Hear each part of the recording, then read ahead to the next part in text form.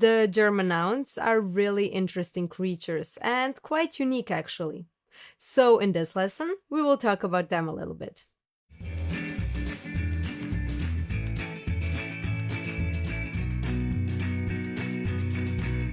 The first thing about the German nouns is the way that they're written.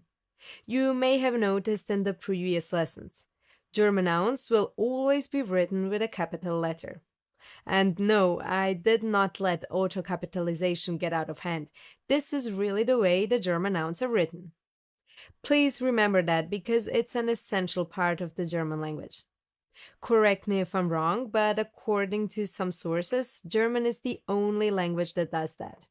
On the brighter side, it helps you notice nouns in a text much easier, which makes it easier to read and more comprehensible. And here is the second interesting thing about the German nouns. You also may have noticed in the previous lessons or maybe heard about them before. Der, die, and das. The German articles.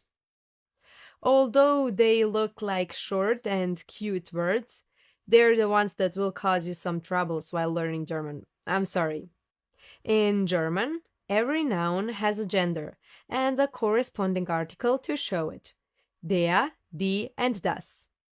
It's like the in English, except that in German we have 3 of them. Der is for masculine nouns. Die is for feminine nouns, and das for neutral nouns. With plural nouns, it will be easy because all of them will always have the article die. But how to know when to use der, die, and das? There are some general rules about using the articles, and we will learn about them in the next lesson. But the best and easiest way for you is to learn the article together when learning the noun.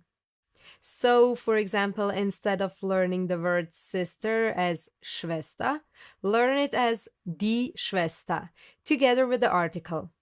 It will make your life much easier later, trust me.